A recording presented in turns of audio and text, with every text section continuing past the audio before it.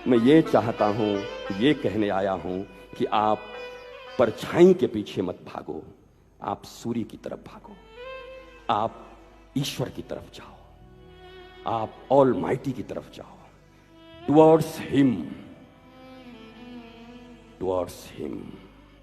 अर्थात क्या करूं? भगवान के फोटो की तरफ मुंह करके बैठ जाऊं 3-4 घंटे? हो गया ईश्वर मुखी? ना हो। आपके आचरण में भगवान आ जाना चाहिए, आपके एक्शन में भगवान आ जाना चाहिए, आपके मोटिव में भगवान आ जाना चाहिए। यह है भगवान की भक्ति।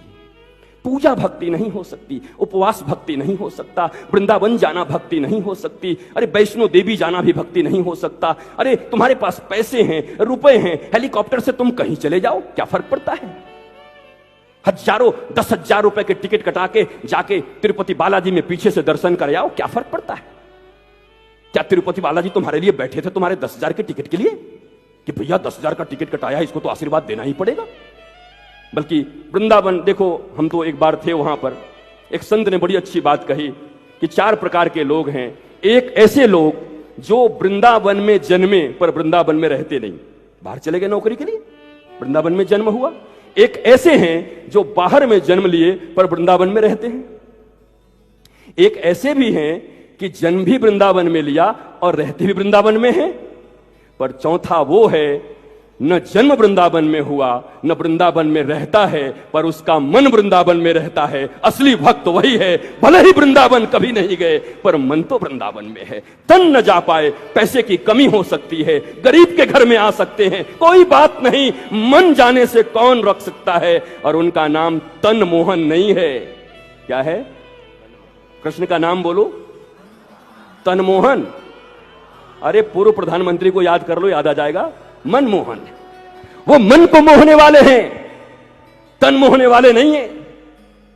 और मैं सत्य कहता हूं, कभी जमुना जी की घाट पे चले जाओ, गंगा जी के घाट पे चले जाओ हरिद्वार के किनारे पर। हरिद्वार के किनारे पर जब जाते हैं स्नान करने के लिए लिखा हुआ होता है, भैया वाटर में मत जाना, गहराई में मत जाना, ने डूब के मर जाओगे।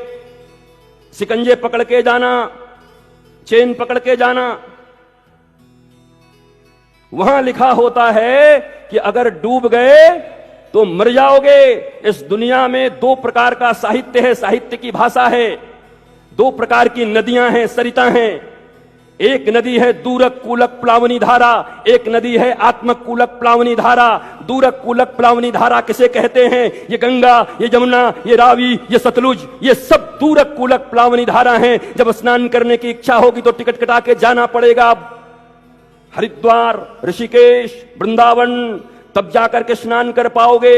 दूरक कूलक प्लावनी धारा और एक है आत्मक कूलक प्लावनी धारा। ये कौन सी नदी है, ये कौन सी सरिता है? कहा श्रीमद् भागवत की कथा, गीता की कथा, रामचरितमानस की कथा, गुरुवाणी, ये जो आत्मा के करीब से होकर बहती है। अगर उस नदी में नहाने की इच्छा हो तो वहां जाना पड़ेगा, और इसमें नहाने की इच्छा हो तो वृंदावन से रितेश्वर तुम्हारे पास आकर के तुम्हें इस नदी में स्नान कराने के लिए तैयार। संत आकर के तैयार हैं, तुम्हारे द्वार पर नदी आ रही है, सरिता आ रही है। लेकिन बैठे मत रह जाना कि रायपुर तक आए हैं तो हमारे घर में आ जाएं।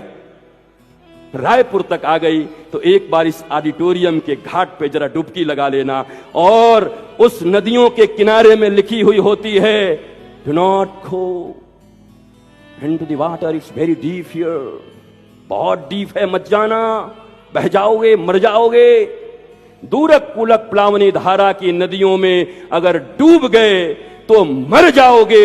वहां डूबना मना है क्योंकि डूबने वाले मर जाते हैं, और यहां तैरना मना है क्योंकि अगर यहां डूब गए तो तर जाओगे, गंगा में डूब गए तो मर जाओगे। इसलिए इस नदी में डूबो, आकर कथा की नदी में डूबो, गुरुवाणी की नदी में डूबो। वहां मत डूबना जाके गंगा जी में छलांग लगा दिया, आत्महत्या का केस हो जाएगा, बच जाओगे तो। पर यहां अपने आप को तैराना मत, यहां अपने आप को तैराना मत, यहां पूरी तरीके से बैठ के रहना।